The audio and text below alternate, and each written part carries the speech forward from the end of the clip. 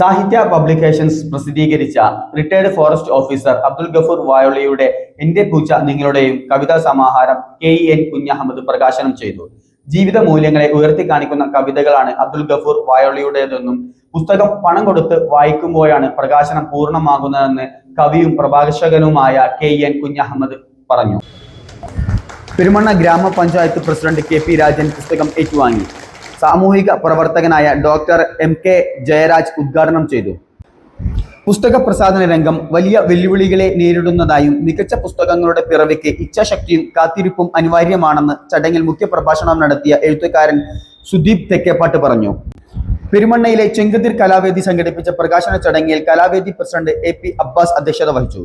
കവി രാജീവ് പെരുമൺപുറ, രാധ, എഴുത്തുകാരൻ Sudeep Thekkeppatt, PV Muhammad, VM Gopalakrishnan master, VP Shyamkumar, Madhavan Payambra, Sivasankaran Karanthur, MA Pradveesh, Abdul Gafoor Vayoli എന്നിവർ സംസാരിച്ചു. ചടങ്ങിലെ പ്രസക്ത പ്രഭാഷണങ്ങളിലേക്ക് സദസ്സിലും വേദിയിലുമുള്ള പ്രിയപ്പെട്ടവർ, ഇത് വളരെ ആഹ്ലാദവും അഭിമാനവുമുള്ളൊരു സന്ദർഭമാണ്. കാരണം ഞങ്ങളുടെ എല്ലാം പ്രിയ സുഹൃത്ത് അബ്ദുൽ ഗഫൂർ വായോളിയുടെ എൻ്റെ പൂച്ച നിങ്ങളുടെയും എന്ന കവിതാ സമാഹാരത്തിൻ്റെ പ്രകാശനമാണ് ഇവിടെ നടന്നു കഴിഞ്ഞിട്ടുള്ളത് എന്നാണ് സാധാരണഗതിയിൽ പറയേണ്ടതെങ്കിലും പൂർണ്ണമായ അർത്ഥത്തിൽ അങ്ങനെ പറയാൻ പ്രയാസമാണ്. കാരണം ഒരു പുസ്തകത്തിൻ്റെ പ്രകാശനം ഏതെങ്കിലും വേദിയിൽ വെച്ച് രണ്ടാൾ നിർവഹിക്കേണ്ടതല്ല. മറിച്ച് നേരത്തെ ഇവിടെ അധ്യക്ഷ പ്രസംഗത്തിൽ അബ്ബാസൊക്കെ ചൂണ്ടിക്കാണിച്ച പോലെ ഈ പുസ്തകം എല്ലാവരും പണം കൊടുത്ത് വാങ്ങി ഇതിലെ കവിതകൾ വായിക്കുമ്പോൾ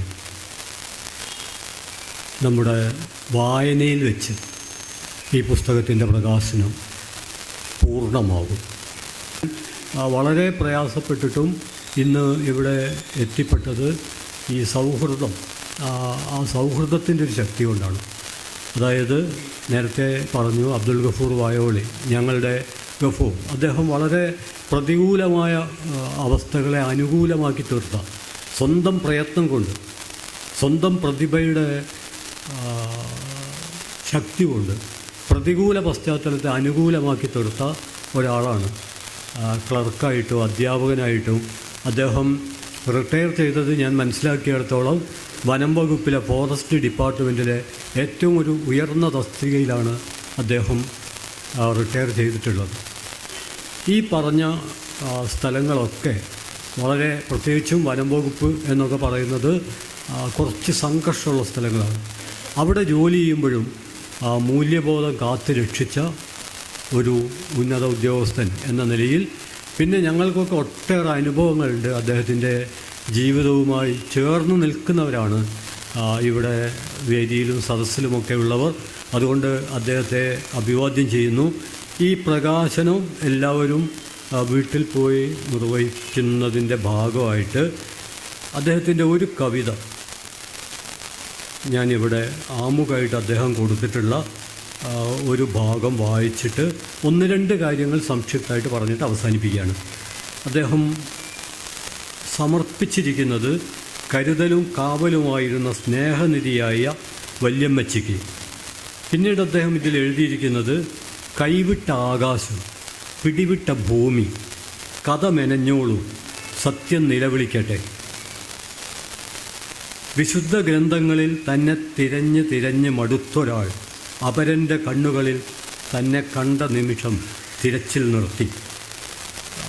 ഈ കവിതയൊക്കെ നമ്മൾ കൂടുതൽ അടുത്ത് നിന്നിട്ട് ഉള്ളിൽ അമർത്തി വായിക്കേണ്ട ഒരു കവിതയാണ്.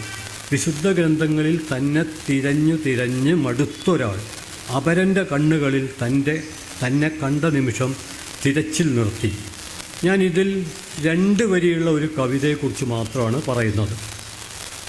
ആ കവിത 2 വരിയേ ഉള്ളൂ. കളയുന്ന ഓരോ വറ്റും വിതുമ്പുന്ന വിശപ്പാണ്. കളയുന്ന ഓരോ വറ്റും വിതുമ്പുന്ന വിശപ്പാണ്. ജീവിതത്തിൽ ഒരിക്കലെങ്കിലും വിശന്നിട്ടുള്ളവർക്ക് ഈ വരിയുടെ അർത്ഥം വിവരിക്കേണ്ട ഒരാവശ്യമില്ല. ഇതിന് ഡിക്ഷണറി വേണ്ട. ഇത് നമ്മുടെ ജീവിതം മാത്രം മതി, നമുക്ക് മനസ്സിലാവും. ഈ കവിത വായിച്ചപ്പോൾ മലയാളത്തിൽ ഏറ്റവും പ്രശസ്തനായ എ അയ്യപ്പൻ്റെ ഒരു കവിത കൂടി എൻ്റെ ഓർമ്മയിൽ വന്നു. ആ കവിതയുടെ പേര് അത്താഴം എന്നാണ്. ആ കവിതയ്ക്കൊരു പ്രത്യേകതയുണ്ട്. അയ്യപ്പൻ വേറിട്ടൊരു ജീവിതം നയിച്ചൊരു കവിയാണ് എന്ന് നമുക്കറിയാം. അദ്ദേഹം തന്നെ സാക്ഷ്യപ്പെടുത്തിയത് എത്രയോ രാത്രികളിൽ ഭക്ഷണം കിട്ടാതെ അദ്ദേഹത്തിൻ്റെ തന്നെ ഈ കവിത അത്താഴം എന്ന കവിത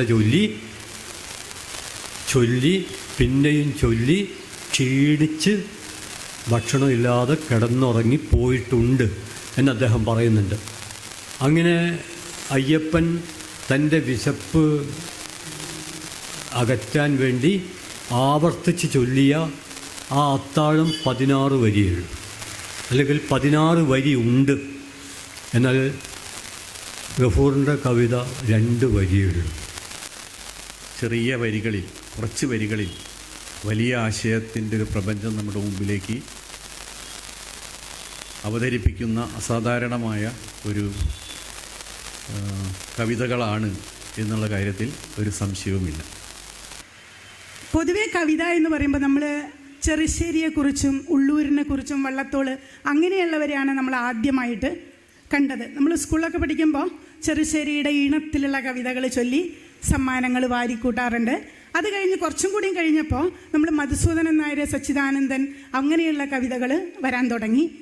ഇപ്പോൾ നമ്മൾ പുതിയ തലമുറയിലേക്ക് വരുമ്പോൾ 2-4 വരികളിൽ മാത്രം ഒതുങ്ങുന്ന കൊച്ചു കൊച്ചു കവിതകളാണ്. പക്ഷെ പറയുകയാണെങ്കിൽ ഈ 2 വരിയിൽ എന്ന് പറഞ്ഞാൽ നമുക്ക് മനസ്സിലാക്കാൻ എത്രയോ കാര്യങ്ങൾ അടങ്ങിയിട്ടുള്ള നല്ല കഴമ്പുണ്ട് കവിതയ്ക്ക് എന്ന് പറയാറുണ്ട്. അത്രയും കാര്യങ്ങൾ ഒളിഞ്ഞു കിടക്കുകയാണ്, പറയാതെ പറയാം. നമ്മൾ ഒരു കവിത തന്നെ ഇപ്പം ഞാൻ വായിക്കുന്ന കാര്യമാവില്ല മറ്റൊരാൾ വായിക്കുമ്പോൾ ഉണ്ടാവുക. അപ്പോൾ ഈ പുസ്തകം എൻ്റെ കയ്യിൽ കിട്ടിയപ്പോൾ ഞാൻ ഈ പുസ്തകം പല തവണ വായിച്ചു നോക്കി. അപ്പോൾ ഇതിൽ ചില കവിതകളാണ് എൻ്റെ മനസ്സിൽ തറച്ചുപോയി. അതിൽ ഇവിടെ പറഞ്ഞു, കെയ്യം പറഞ്ഞു വിശപ്പ്, നമ്മുടെ സ്വാഗത പ്രാസംഗികനും പറഞ്ഞു വിശപ്പ് എന്ന് പറഞ്ഞാൽ നമുക്ക് അതിനെക്കുറിച്ച് നിർവചിക്കാൻ കഴിയുന്നില്ല. കാരണം നമ്മളെ ചുറ്റുപാട് നോക്കുക. ഇന്നത്തെ തലമുറ എന്ന് പറഞ്ഞാൽ വിശപ്പ് എന്ന് പറഞ്ഞാൽ എന്താണെന്ന് അറിയുന്നില്ല. കാരണം ഭക്ഷണം പാഴായിക്കളയാണ്. പക്ഷേ ഞാൻ ചെറുപ്പകാലത്തേക്കൊന്ന് പോവുകയാണ്. ഞാൻ ചെറുതായ സമയത്ത് അച്ഛൻ ഇന്ന് മരണപ്പെട്ടിട്ടുണ്ട്, 4 വർഷമായി. എന്നാലും അച്ഛൻ്റെ വാക്കുകൾ ഇന്നും എൻ്റെ മനസ്സിലേക്ക് വരികയാണ്. നമ്മൾ ഭക്ഷണം കഴിക്കുന്ന സമയത്ത് ഞങ്ങൾ ഒന്നിച്ചിരുന്നിട്ടാണ് ഭക്ഷണം കഴിക്കുക. അപ്പം അച്ഛൻ പറയും, ഒരു വറ്റ് പോലും കളയരുത്, ഒരു വറ്റ് കളഞ്ഞാൽ 7 പട്ടിണി കിടക്കണം എന്നാണ് പറയാം. അതുകൊണ്ട് ഈ ഒരു വറ്റാവാൻ അതിന് പുറകിലായിട്ട് പ്രവർത്തിക്കുന്നവരുടെ കുറേ ആളുകൾ അതിനു വേണ്ടി പരിശ്രമിക്കുന്നുണ്ട്. ഭക്ഷണം കഴിക്കാതെയും വിയർപ്പ്, വെയിൽ, അങ്ങനെ മഴ, ഇതിനൊക്കെ തരണം ചെയ്തുകൊണ്ടാണ് അവർ വയലിൽ പണിയെടുത്തും അത് ഇത്തരത്തിലേക്ക് ആക്കി കൊണ്ടുവരുന്നത്. അപ്പം നമ്മൾ അവരെയൊക്കെ ഓർത്തുകൊണ്ട് വേണം ഒരു പിടി ഭക്ഷണം നമ്മൾ കഴിക്കാൻ. അപ്പം നമ്മൾ കുട്ടികളോട് പറഞ്ഞു കൊടുത്താലൊന്നും ഇന്നത്തെ തലമുറയ്ക്ക് അതൊന്നും അറിയില്ല. അവർ ഭക്ഷണം കഴിക്കുന്നത് എങ്ങനെയാണെന്ന് നമുക്കറിയാം. ടി വിയുടെ മുമ്പിലും അലസതയായിട്ടാണ് ഭക്ഷണം. ആ ഭക്ഷണത്തിനോട് ഒരു ആദരവുമില്ല. കുട്ടികളോട് പറഞ്ഞാൽ അവർക്കൊരു വിലയില്ല. പക്ഷെ നമുക്ക് പറഞ്ഞു കൊടുക്കാനൊട്ട് സമയവുമില്ല ഇന്നത്തെ തലമുറയ്ക്ക്. അച്ഛനും അമ്മയും ജോലിക്കാരാണ്, കുട്ടികൾ അത് കഴിഞ്ഞിട്ടാണ് എഴുന്നേൽക്കുന്നത് പോലും. എന്നാലും നമുക്ക് പറയാൻ പറ്റുന്ന ഇത്തരം നല്ല കാര്യങ്ങൾ നമ്മുടെ കുട്ടികളെ പറഞ്ഞ് മനസ്സിലാക്കി കൊടുക്കണം. ഈ കവിത ഇത് അധിക വറ്റ്, കളയുന്ന ഓരോ വറ്റും വിതുമ്പുന്ന വിശപ്പാണ്. കളയുന്ന ഓരോ വറ്റും വിതുമ്പുന്ന വിശപ്പാണ്. അപ്പോൾ ഈ കവിത ഇവിടെ ഓരോ കവിതയിലും വ്യത്യസ്ത ആശയങ്ങളാണ് പറയുന്നത്. 2-4 വരികളാണ് ഉള്ളതെങ്കിലും ഓരോ കവിതയിലും വ്യത്യസ്ത ആശയങ്ങളാണ്. കുറഞ്ഞ വരികളിലൂടെ അത് നമ്മളിലേക്ക് എത്തിക്കാൻ നമ്മുടെ കവിക്ക് കഴിഞ്ഞിട്ടുണ്ട്. അതിൽ നമ്മുടെ കവി വിജയിച്ചിട്ടുണ്ടെന്നാണ് എൻ്റെ ഓർമ്മ. കവിയുടെ ഓരോ പണ്ട് കാലത്ത് കഷ്ടപ്പെട്ട് ഓരോ നിലയിലെത്തിയതും വീടിനെക്കുറിച്ചും പിന്നെ മനുഷ്യനെക്കുറിച്ചും എല്ലാം കവി എഴുതിയിട്ടുണ്ട്. അതിൽ ഒരു കവിത ഞാൻ നിങ്ങളുടെ മുമ്പിൽ അവതരിപ്പിക്കാം. കവിത ചെരാത്. ആത്മാവുപേക്ഷിച്ച ശരപഞ്ചരത്തിലെ കേവലമായൊരു തിരിനാളമാണൻ പ്രാണൻ. ആത്മാവുപേക്ഷിച്ച ശരപഞ്ചരത്തിലെ കേവലമായൊരു തിരിനാളമാണൻ പ്രാണൻ. എനിക്കെന്നോടൊന്നേ പറയാനുള്ളൂ, എനിക്കെന്നോടൊന്നേ പറയാനുള്ളൂ. മരിച്ചു വീഴുമ്പോഴെങ്കിലും ഒരു നിമിഷം മനുഷ്യനാവണേ. എനിക്കെന്നോടൊന്നേ പറയാനുള്ളൂ, മരിച്ചു വീഴുമ്പോഴെങ്കിലും ഒരു നിമിഷം മനുഷ്യനാവണം. ഈ കവിത എന്തോ അറിയില്ല, എൻ്റെ മനസ്സിനെ വല്ലാതെ ഒന്ന് പിടിച്ച് ഉലച്ചിട്ടുണ്ട്. പുസ്തക പ്രസാധനം ഒരുപാട് പ്രതിസന്ധികൾ നേരിടുന്ന ഒരു കാലത്താണ് ഒരു സമാന്തര രീതിയിൽ നേരത്തെ KN പറഞ്ഞ പോലെ നിങ്ങൾ ഈ പുസ്തകം വില കൊടുത്തു വാങ്ങണം. അദ്ദേഹം പറഞ്ഞ കാര്യങ്ങളൊക്കെ തന്നെ പ്രസക്തമായ കാര്യങ്ങളൊക്കെ തന്നെ നിങ്ങൾ ഈ പുസ്തകം വില കൊടുത്തു വാങ്ങണം. ഒരു മൂല്യമുണ്ട് പുസ്തകത്തിന്. ഒരു പുസ്തകത്തിന് ചൈതന്യവും ആത്മാവും ഒക്കെ ഉണ്ടാവണമെങ്കിൽ, അച്ചടിക്ക് അപ്പുറത്ത് നിന്നുകൊണ്ട് ഒരു പുസ്തകം ചേതോഹരമാകണമെങ്കിൽ അതിന് ഒരു ആർജവത്വം ഉണ്ടാവണം, അതിന് അണിയറ ഒരുക്കങ്ങൾ ഉണ്ടാവണം. ഇതുപോലൊരു മികവുള്ളൊരു പുസ്തകം, മേനിയുള്ളൊരു പുസ്തകം കേരളത്തിൽ കാണിക്കാൻ പറ്റിയാൽ ഞാൻ ഈ ജോലി നിർത്തിപ്പോവും. എന്തായാലും സാർ സർവീസിലിരിക്കുന്ന സമയത്ത് തന്നെ എനിക്ക് തോന്നുന്നത് എല്ലാ വർഷവും 1-ാം തീയതി, അതായത് ജനുവരി 1-ാം തീയതി സാറിൻ്റെ ഒരു പ്രത്യേകത ഇപ്പോഴൊന്നും എനിക്കറിയില്ല, കിട്ടാവുന്ന പത്രങ്ങളൊക്കെ തന്നെ അദ്ദേഹം വാങ്ങിച്ച് വെക്കാറുണ്ടായിരുന്നു. ഒരു റെഫറൻസിന് വേണ്ടി വാങ്ങി വെക്കാമെന്ന് പറയും. അപ്പം കഴിഞ്ഞ ഒരു വർഷം നടന്ന സംഭവങ്ങളൊക്കെ തന്നെ പത്രത്തിൽ 1-ാം തീയതി, ജനുവരി 1-ാം തീയതി ഇറങ്ങുന്ന പത്രത്തിൽ സപ്ലിമെൻ്റ് ആയിട്ട് ഉണ്ടാകുമല്ലോ. അപ്പോൾ സാറിൻ്റെ ഒരു രീതിയായിരുന്നു. ഇപ്പോഴൊന്നും എനിക്കറിയില്ല, കുടുംബത്തിൽ ചോദിച്ചറിയാം. എന്തായാലും സാറിൻ്റെ കൂടെ ഒരുപാട് കാലം ജോലി ചെയ്തു, വനംവകുപ്പിൽ ജോലി ചെയ്തു. ഇങ്ങനത്തെ ഒരു കവി അദ്ദേഹത്തിൻ്റെ ഉള്ളിൽ ഒളിച്ചിരിക്കുന്നുണ്ടെന്നുള്ളത് എനിക്കറിയില്ലായിരുന്നു. വാഴോളിയുടെ മകനാണ് ഞാൻ ചോദിച്ചു മനസ്സിലാക്കി. അപ്പം വാഴോളിയുടെ മകനാണ് ഇതിൻ്റെ കവർ ചെയ്തത് എന്ന്. അതിമനോഹരമായിട്ടുള്ള ഡിസൈൻ ഈ പുസ്തകത്തിൻ്റെ കവർ ചെയ്യുന്നതിൽ, പുസ്തകത്തിൻ്റെ കെട്ടും മറ്റുമൊക്കെ ഈ വർത്തമാനകാലത്ത് വളരെ ശ്രദ്ധിക്കപ്പെടുന്ന ഒരു കാര്യമാണ്. അതിൻ്റെ ഉള്ളിലെ ആശയത്തോടൊപ്പം തന്നെ ആശയത്തിലേക്ക് കടന്നു ചെല്ലണമെങ്കിൽ സ്വാഭാവികമായും അതിൻ്റെ ആദ്യത്തെ കെട്ടിലും മട്ടിലും നമ്മൾ ശ്രദ്ധിക്കും. അത് നന്നായി തന്നെ അതിൻ്റെ ആളുകൾ ചെയ്തു എന്നുള്ളത്. അതുകൊണ്ട് വായോളിയുടെ മകന് ഒരു അഭിവാദ്യം കൂടി അർപ്പിക്കുകയാണ്. മറ്റൊന്ന്, ഈ പുസ്തകത്തിൻ്റെ പേരാണ് എൻ്റെ പൂച്ച നിങ്ങളുടെയുമാണ്. പൂച്ച എന്ന് പറയുന്നത് ഒരു മെറ്റഫറാണ്. കവികൾ സാധാരണയായിട്ട് കവിതയിൽ ഉപയോഗിക്കുന്നത് അതിൻ്റെ ഭാഷയാണ് മെറ്റഫറുകളെ, രൂപകങ്ങളെയാണ് കവികൾ സാധാരണയായിട്ട് തൻ്റെ കവിതകളിൽ ഉപയോഗിക്കുക.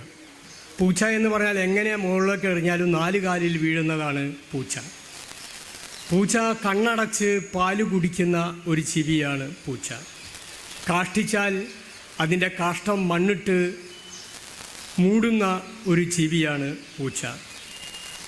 പുലി അല്ലെങ്കിലും പുലിയെപ്പോലെ എല്ലാ തരത്തിലും പെരുമാറാൻ കഴിയുന്ന ഒരു ജീവിയാണ് പൂച്ച.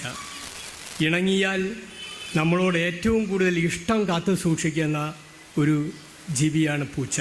പൂച്ചയ്ക്ക് ഒരുപാട് തലങ്ങളുണ്ട്. ആ പൂച്ചയെ ഒരു മെറ്റഫറാക്കിക്കൊണ്ട് തൻ്റെ പുസ്തകത്തിൻ്റെ ശീർഷകം അങ്ങനെ നൽകിയെന്ന് പറഞ്ഞ് അതൊരു ആകാംക്ഷ ആളുകളിൽ ഉണ്ടാക്കുന്നു. എന്താണ് പൂച്ച, എന്താണ് പൂച്ചയിൽ പറയുന്നത് എന്ന് കേൾക്കാൻ. അപ്പോൾ അതിൻ്റെ ശീർഷകം തിരഞ്ഞെടുത്തു എന്നുള്ളത് തന്നെ ഏറ്റവും നല്ല ഒന്നാണ്. മറ്റൊന്ന്, കുറുങ്കവിതകളാണ് വായോളി എഴുതിയിട്ടുള്ളത്. അപ്പോൾ ആ കുറുങ്കവിതകൾ വർത്തമാനകാലത്തിൽ നേരത്തെ പലരും സൂചിപ്പിച്ചതുപോലെ സ്ഫോടനാത്മകമായിട്ടുള്ള ആശയങ്ങളെ അതിന് കാവ്യഭാഷയിൽ പറയുക ധ്വനി എന്നാണ്. ഒരു കാര്യം പറയുകയും അതിന് മറ്റ് പലതായിട്ട് ധ്വനിപ്പിക്കുകയും ചെയ്യുന്ന കാവ്യഭാഷയാണ് സാധാരണ കവികൾ ഉപയോഗിക്കുക. ആ കാവ്യഭാഷ നന്നായിട്ട് അത് ആദ്യത്തെ കവിത മുതൽ തന്നെ നന്നായി ഉപയോഗിക്കുന്നുണ്ട്. ഈ മനുഷ്യൻ്റെ ഇരട്ടത്താപ്പും പ്രകൃതിയുടെ നിയമങ്ങളുമാണ് ഈ കവിതയിൽ അബ്ദുൽ ഗഫൂർ വളരെ വിശദമായി വിശദീകരിച്ചിട്ടുള്ളത്. 1969 70-ലാണ് ഞാനൊരു വരി എഴുതുന്നത്. ഈ 2 വരി എഴുതിയിട്ട് ബാക്കി മുഴുവൻ പൂരിപ്പിക്കുന്നത് ഈ ടീച്ചറാണ്. അവർ മരിച്ചുപോയി. അവർക്ക് മുമ്പിൽ ഞാൻ ആദരാഞ്ജലികൾ തല കുലുക്കുകയാണ്. ഞാൻ മുഖ്യ പത്രാധിപർ സജിത്തിൻ്റെ അച്ഛൻ ബാലകൃഷ്ണ മാഷും പത്രാധിപർ ഞാനാണെങ്കിൽ അതിൻ്റെ പണിയൊക്കെ ചെയ്തത് ആരാണ്? കുട്ടിച്ചാത്തങ്കണ്ടിയിൽ ബാലകൃഷ്ണ മാഷ. ആ വീടിനൊരു പ്രത്യേകത എന്നെ രൂപപ്പെടുത്തണമെങ്കിൽ അവരുടെ തറവാട് വീട്ടിന് മുമ്പിൽ നല്ലൊരു മുറ്റമുണ്ട്. അങ്ങനെ ഒരു മുറ്റം ഇപ്പോൾ അടുത്തൊന്നും അങ്ങനെ ഓപ്പണറിൽ കിട്ടുമൊന്നുമില്ല. നാടകം, കലാപരിപാടി, ഇനി ക്ലബിൻ്റെതായിക്കോട്ടെ പരിസരത്തിൻ്റെതായിക്കോട്ടെ എന്ത് ചെണ്ട കൊട്ടൽ വീണാലും ആ മുറ്റത്താണ് വന്ന് വീഴുക. അവിടെ ഞങ്ങൾ അത്യാവശ്യം കുട്ടികളും ഒക്കെ സീറ്റും കളിക്കും, പണം വെച്ചിട്ടല്ല. ഞാൻ പറഞ്ഞു വരുന്നത് എന്താ പറയുക, ഒരു ഇൻറ്ററാക്ഷന് നല്ലൊരു അവസരം സൃഷ്ടിച്ച ഒരു വേദിയായിരുന്നു ആ വീട്ടിൻ്റെ മുറ്റം. മറ്റൊന്ന് എന്നെ മലയാളം പഠിപ്പിച്ചിട്ടുള്ള പീതാംബരം മാഷ. അദ്ദേഹം എനിക്ക് തോന്നുന്നത് ഇവിടുന്ന് ഗുരുവായൂരപ്പൻ കോളേജിൽ പഠിച്ചതിന് ശേഷം യൂണിവേഴ്സിറ്റിയിൽ നിന്നാണ് MA പാസ്സായത്.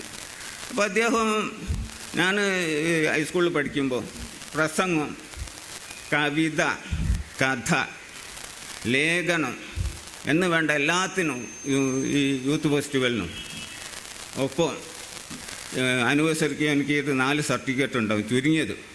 അങ്ങനെ ഒരു ദിവസം അദ്ദേഹത്തിനോട് പറഞ്ഞു, അങ്ങനെ സർട്ടിഫിക്കറ്റും വാങ്ങി വരുമ്പോൾ അയാൾ വിളിച്ചെന്നെ ആനിവേഴ്സറിക്ക്, കൊച്ചനെ ഇങ്ങ് വാന്നറിഞ്ഞു.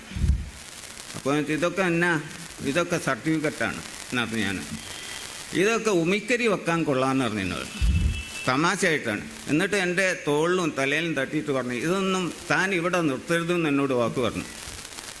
ആ ഒരു സ്പാർക്ക് എപ്പോഴും എൻ്റെ മനസ്സിലുണ്ട്. അപ്പോൾ ഇവിടെ എനിക്ക് പ്രതീക്ഷ, ഞാൻ എന്നും പ്രതീക്ഷ പുലർത്തുന്ന ഒരു ചെറുപ്പക്കാരനാണ് പ്രതീക്ഷ. കാരണം എന്താണെന്ന് പറഞ്ഞാൽ സ്വന്തം ദേഹാധ്വാനം കൊണ്ട് കുടുംബം പോറ്റേണ്ട ഒരു സ്ഥിതിയിൽ നിന്ന് സാമൂഹ്യ സേവനത്തിൻ്റെ വിവിധ മാർഗങ്ങളിൽ ഇപ്പോഴും സഞ്ചരിച്ചിരിക്കുന്ന ഒരാൾ മികച്ച പഞ്ചായത്ത് മെമ്പറായി, മികച്ച നടനായി, അങ്ങനെ തുടങ്ങി ജീവിതത്തിൽ നല്ലൊരു കവിതാസ്വാദകനാണ്. ഞാൻ അദ്ദേഹത്തിന് ഒരു പുസ്തകമൊക്കെ വാങ്ങിച്ചു കൊടുത്തിട്ടുണ്ട്, അത് സ്വകാര്യമായിട്ടാണ്, വയലാറിൻ്റെ സമ്പൂർണ്ണ കൃതികൾ. അപ്പോൾ അദ്ദേഹത്തിൻ്റെ ആ ഒരു താല്പര്യം വാങ്ങിച്ച് തന്നെയാണ് ഞാൻ